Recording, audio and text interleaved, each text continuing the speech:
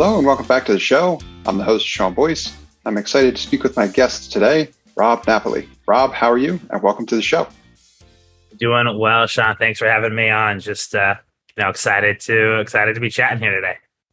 Same here. Before we get into all the exciting things we want to talk about, if you wouldn't mind, give us a little bit more background about yourself, the work that you do, and how you got to where you are today. Yeah, so I'll start with how I got to where I am today and work that way. Perfect. My career, I've spent over 10 years of my life in sales and marketing. My career started in recruitment. Actually, first job out of college in 2010 was terrible. I was given a telephone, a stack of resumes, and a highlighter with the sheet that you filled out, you highlighted, and then we would fax our resumes. We were doing doctors and therapists, physical therapists, speech therapists, occupational therapists, and their assistants. And so we were going, faxing it into hospitals, old school way. And I took my 2-day training was videos on how to recruit from 1985. I was born in 87. If that gives you any context, how old school that was. Awesome. But my first real, job came in recruitment. I was recruiting for Fortune 500, Forbes 100 companies, software developers, QAs, BAs, mostly in the development space. This is, post financial collapse, right? 2009, I entered 2010.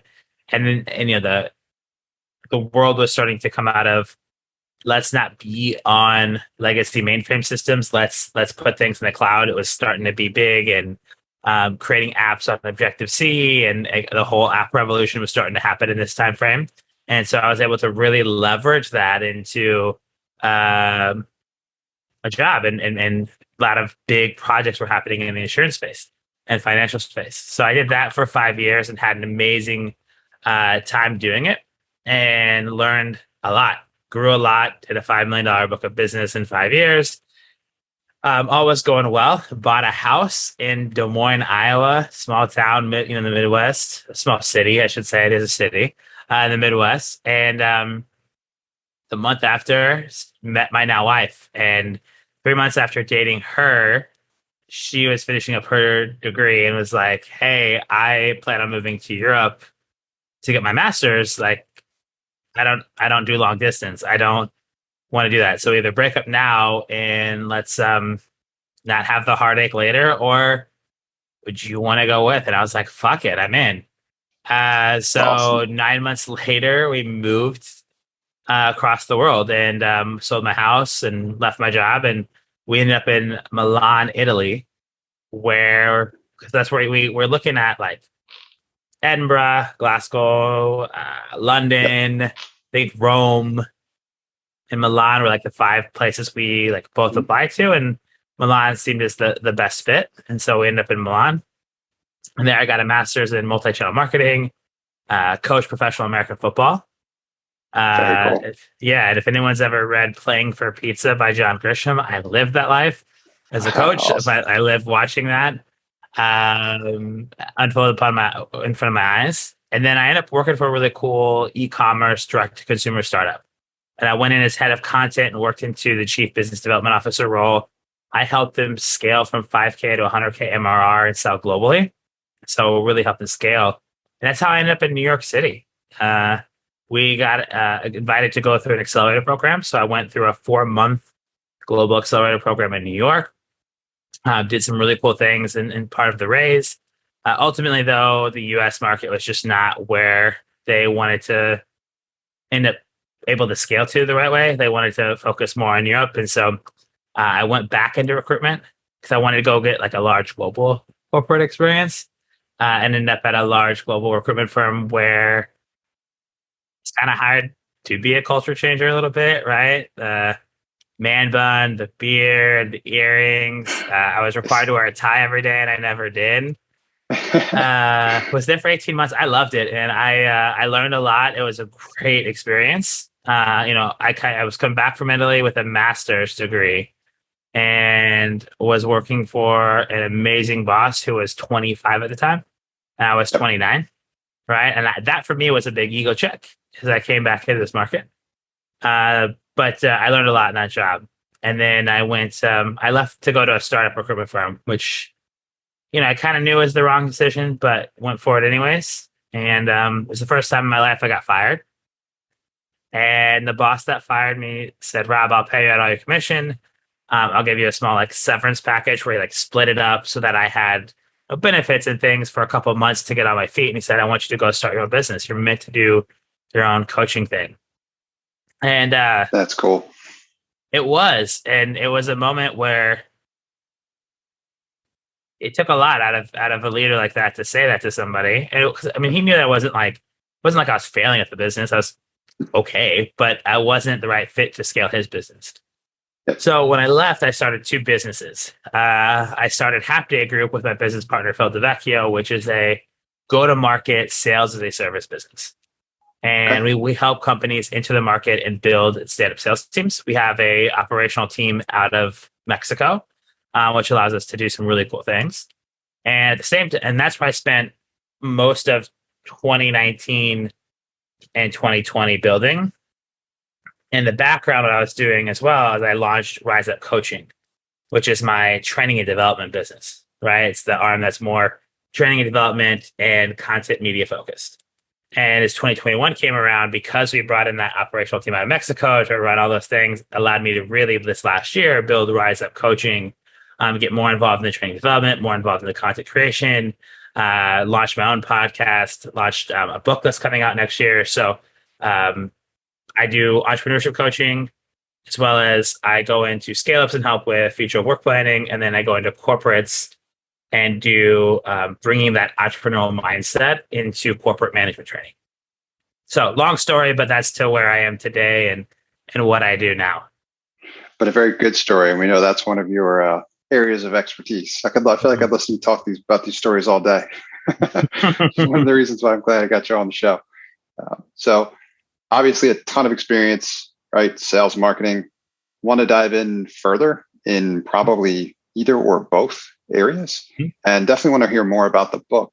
So some of the things that we've talked about before have been related to sales and marketing around personal brands, social channels, and then want to talk a little bit more about the book. Wherever you kind of want to start next, I'm super curious to learn more, and I'm sure I'll have a ton of questions along the way. Yeah. And so I got obsessed with this concept of social selling back in 2018. I think it was, I was, following Jake Dunlap, who's the CEO of Scaled Consulting, and we really started talking about how to leverage this. And when I was in Milan in 2015 and 2016 and early 2017, getting a master's degree, I really started harnessing the power of social networking. I worked in recruitment for 5 years in Des Moines. I knew everybody. I was a networker. I was out all the time. I was at the golf course. I was at different events. I went to every trade show. I was a good networker in person. And then I got shifted to globally. I'm living in this city, this country, in a city that I don't know the language, and I'm going to school. And I had to figure out, okay, how do I connect with everybody? How do I leverage the power of this program? And so every professor in the program, when I chose it, was very project-based. They brought in a lot of different companies or professors to do short projects, like 1 week assignments versus one professor doing a whole course. And I got to meet people from Nielsen, UM McCann, right? Advertising agency, IBM. Those were our three sponsors at the time. Frog Digital, people from all over, some amazing companies in the fashion and architecture space also came and did some stuff on the tie-in culture side of things. So, I would just connect with everybody on LinkedIn. I would see if they were on Instagram and follow. I would go follow them on Twitter, right? I was starting to sign up for every newsletter that I could find around business, sales, marketing. And I really thought that I was going to be, I wanted to be at some point like CMO. I thought I wanted to do content creation more. Funny enough, I got into a role. I did head of content. I was creating content 8 hours a day. Didn't love it. I love more of the strategic oversight of marketing. But I was building this global network, right? And then I came, I was working for the startup where we're selling globally. It's like, how do I stay in touch with this? How do I keep in touch with all my prospects? How do I get to know them better and understand what their team is doing? And I'd go research their team and do all these things. And then I came to New York and I was like, I've never been to New York in my entire life. And I just moved here from Italy. Like, and so like, who do I know in New York? Nobody. Go on LinkedIn. The kid who used to drive me to football when I was a freshman, who was a senior in high school, lived in New York. We connected. A kid that I played college ball with, who was a year behind me, living in New York, working at Columbia University, connected immediately. Two different people who went to this graduate school, MIP, graduate school of business at Politecnico di Milano, were in New York, so I connected with them. Next thing you know, I have 5 people in my network that I had coffee with within a month of being here. And so I started getting obsessed. Like, this is how you globally network, using LinkedIn, using these tools. I never truly understood the power when I was in recruitment earlier. And so then this concept of social selling happened. And I loved it. I started really diving in, Gary Vee and, all these different people talking, and Gary would go on Twitter and 8 hours a day talking about why and interacting. And that really kicked something off to me, not so much about social selling, but about the power of engagement and building a value at a network, which is one thing I had done when I was there. And that obsessed me even more. And tools like LinkedIn, which is my number one channel with almost 8,000 connections. I had to remove like 2,500 of them because it was just feeling overwhelming and a lot of dead weight and people that are no longer relevant or even using the tools, etc.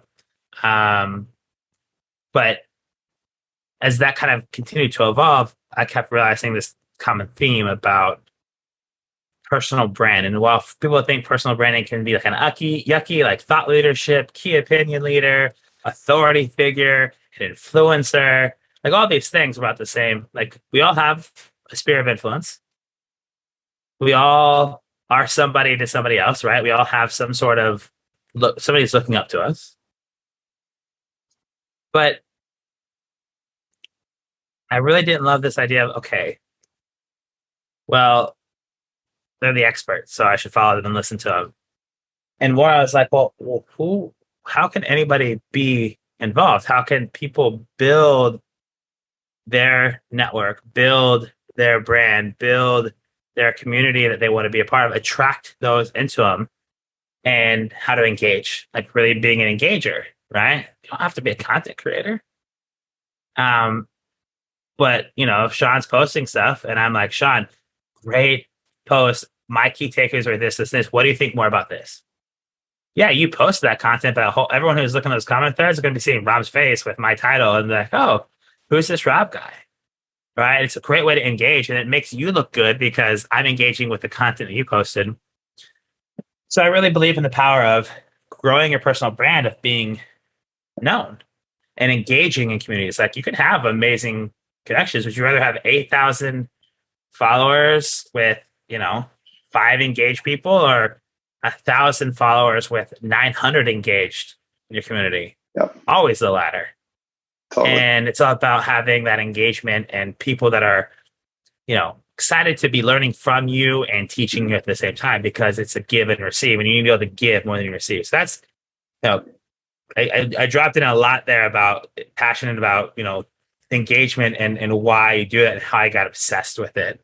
And led me to, being a coach on it. It's one of the things that I coach a lot of founders, especially European founders, who don't understand the power of tools like LinkedIn. It's not as popular as it is here. Also, the European culture is not American, and the fact that they don't like to brag about themselves like we do.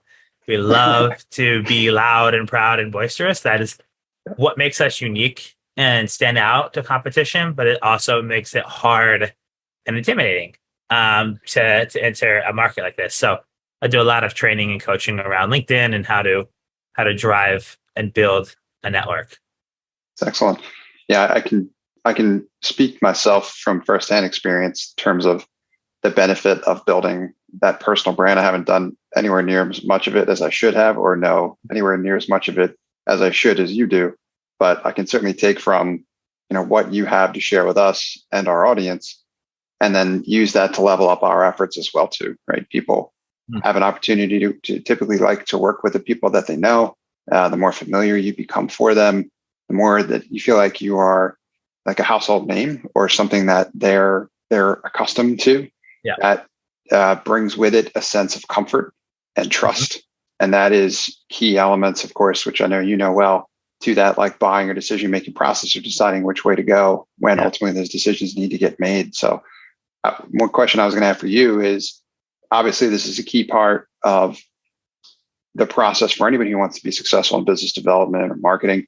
And you've done a ton of it yourself, building a very impressive personal brand with all the activities that you invest in.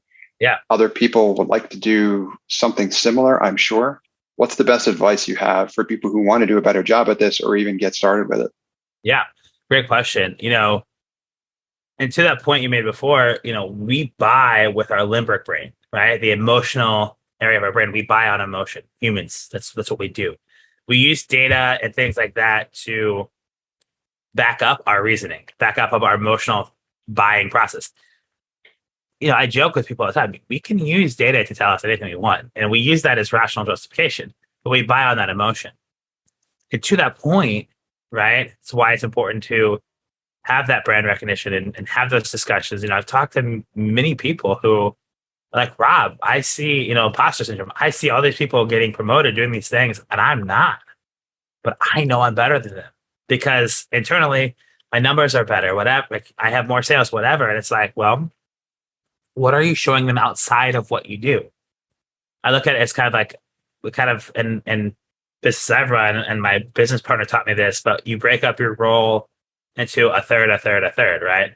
1/3 is the core things you do every day. It's what you get hired for. 1/3 is how do you make your team better? And 1/3 is like, what are you passionate about? And how do you bring that into your sphere of influence or take on a new project to grow your sphere of influence? And so 2/3 of the job is directly related to your performance and what you do. Well, many of us only focus on that 1/3. And it's those that start focusing on that second third and that third, really, that's why they get promoted, right? And so where do you get started? Easy. You all follow people. We all have those big time folks in our network that we would love to be more like. Don't copy their stuff and try to pass off your own. Don't be like, oh, they put this post on it, but go engage in that post. Hey, Rob, love what you said about XYZ. Hey, thanks for sharing. I needed to hear this. Start engaging in those communities, right? There's a book that I always share, and this is a big time thing right now on social media. Because when you share something, it's an opinion, right? It's original opinion, but it's an opinion on social. And content creators put out content to drive traffic. And so people are stealing content creator stuff word for word and putting it out there. You cannot steal it word for word, right? It's just because, yes, once you put it out there, it is an opinion and people can take that and use that. But do not rip them off. Give credit where credit is due. It's probably going to even be better for you. But we're seeing people like copy and paste, and like you'll see like 5 people with the same thing. And it's like, what the fuck are people doing? But there's a book that everyone should look at. Originally, it's called Steal Like an Artist by Austin Kleon. Nice. And what I love about this book, and what everyone needs to do, is when you think about how do you become better with personal brand, how do you get engaging, steal like an artist. Don't reinvent the wheel. Find other things that make sense to you, and then figure out how to translate that into your own words, your own original thoughts and opinions, and then share that back out to the world. Not citing, depending on where you got it and what that looks like and how you're reframing that. But you don't have to come up with content from scratch. It's all around you. It's in everything that you consume. So start consuming things that make you better and then figure out what that means to you. And the best way to equate that and start doing this is to engage. Go engage in other people's content first. Start writing down things that you love and then start talking about what it means to you. Hey, I saw this post by Sean Boyce the other day about product development. And I really loved how he laid out this process. And it's something that we've tried implementing in our teams here because we struggle with overcomplication of our product launch process. Does anybody else struggle with this in their day-to-day lives? I would love to hear your thoughts. Something like that. That's how to do it. I know I could talk for days on other examples, but those are some easy ways. Engage. Yeah. And then, start thinking about what you want to talk about. It's excellent. I love the construct of standing on the shoulders of giants and then adding to it from there with what you're passionate about, right? Put your spin on it, just contribute to it, right? As opposed to just taking it and trying to make it your own, right? I'm sure, like you said, all those opinions, you can use those. You don't have to start from scratch. You can take from, where the ball was left last, pick it up from there and run with it and make that your own kind of thing. And then I love the give credit where it's due piece as well. Also, I love doing that. Well, it's a big thing going around, especially on LinkedIn. You start seeing that, and it's an ego thing. There's people who are C-level executives that don't barely post at all and now they're starting to try to post. And there's people, the thing that I look at is there's some things in this, give credit where credit is due, is if people are saying things, get involved in the conversation. But if you are writing word for word somebody else writes, try to pass off as your own, and you don't have that same experience, like people are going to notice that, right? Definitely. Like if I'm a C-level executive and I'm writing about stuff from a startup and I've only been a C-level executive in these big companies because I stole something from somebody else, like people are going to fucking realize that. So absolutely. Why even try to do that shit? Like to me, it doesn't make sense. 1, 2, people should see through that, right? When you start creating content, like if it's too polished, right? If you're first, totally. anyways, be original, well be thoughtful, and leverage everything around you. Awesome. Be a sponge. Don't people overcomplicate it. If you want it to get down to the nitty gritty, write down the 3 things you're most passionate about. Create content around that. Totally. Yeah. Excellent advice. Thanks a ton, Rob. I'm very happy to have you here. I could talk to you forever about this stuff for sure. I would love to have you back to keep talking about more and more of this because the world needs to hear it. But you mentioned a book recommendation and resource. Thank you for that. Before we hop and end this episode, I want to talk a little bit more about your book. So if you will, enlighten us, give us a little bit more information there. So, running a go-to-market sales and service platform and being a coach and having gone through this, I realized very quickly when I came in that I needed to have that storytelling mentality, have that credibility factor, especially because, if you look at my background, pretty impressive to an extent, but at the same point, people are like, well, what's that company? Who is that? I've never heard of them. That's not that, you know what I mean? And so this is where having that story and explaining why and creating the content creates credibility piece. And so I've loved helping this. And over time, I see these playbooks and everybody wants the quick fix playbook to something.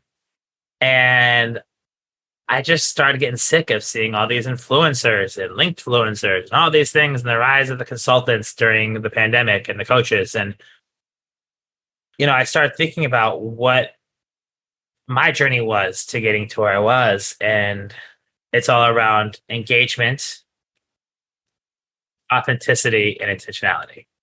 Right.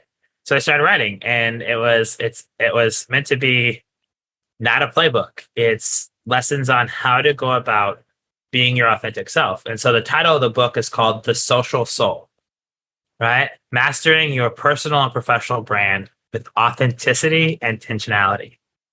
And it's all about how I went about doing that, sharing some tips and tricks, sharing some different platforms about why you should be using it and how to leverage it. It's really geared towards entrepreneurs or those that want to be entrepreneurs. Really, how do you kind of start building a brand from that perspective, or looking for a job, and how to stand out. And so that's what it's all about. And the key themes underlying is, how do you go about building that value-added network with intention? Intentionally surrounding yourself with the people you want to learn from, be, and grow around with. And how do you authentically engage? And then we talk about content creation and some different tips and tricks in there, but I won't give too much of it away, but I can tell you it's not a fucking playbook. Nice. I like it. That's excellent. Thank you for sharing that, Rob. Yeah. Can't wait to dive into it more. Yeah. And pre-sale goes live November 20th of this year. Excellent. And the book launches on January 23rd, if I'm not mistaken. So 1, 2, 3 is what we're shooting for. It's in editing now. Publishers are all working on it. We're working to wrap it up and get it out quick. We should have the Amazon link up here by early November. But we're pushing for that 20th to have the full pre-sale so you can order it before it comes out and then start shipping on 1, 2, 3. Very cool. Love it. And please keep us posted, obviously, so we can share it with our audience as well, too, once it's available for everyone. Thanks a ton for being here, Rob, and sharing your knowledge and experience with our audience. Last question I have for you for now is who should reach out to you and how can they get in touch? Yeah, absolutely. Honestly, anybody. I love having conversations with amazing people. But I tend to do a lot of work with entrepreneurs who are looking to grow and scale and really stand out. Again, especially as an entrepreneur, if you're starting a business, usually your personal brand is bigger than the company that no one knows about's brand. So how do you leverage that into the company's success? That's where I do a lot of coaching for entrepreneurs. And then I love talking to Gen Z and millennials who are future entrepreneurs. If you want to get into entrepreneurship, have questions about entrepreneurship, have questions about what the future of work looks like, and being your own business owner, those are the ones that I want to chat with. My new website went live. They can go to riseupcoaching.co. I'm active on LinkedIn, Rob Napoli. You can find me on Instagram, rise_up.robnap. And I'll give you, Sean, a Beacons page that has everything. It has my podcast linked to it. It's got my Instagram, my TikTok, all that good stuff. So I'm on all the platforms, or rob@riseupcoaching.co. Send me an email. I'd love to have a conversation and chat. Excellent. Thanks a ton, Rob. We'll link to all of that in the show notes as well. And thanks again for being here. Absolutely, Sean. Thank you so much. Thanks for listening to today's episode. If you have suggestions for future episodes or would like to be a guest on our show, please send us an email at support@podcastchef.com. Before we go, we'd like to thank the sponsor of our show, Podcast Chef. Podcast Chef helps turn ordinary podcasting into a revenue-generating lead magnet for your business. Our Podcasting Done For You service takes away the headache of starting up and running your own podcast. Reach out now to take advantage of our 30-day money-back guarantee. Visit us at podcastchef.com to find out how our team of experts can help you leverage podcasting to take your business to the next level.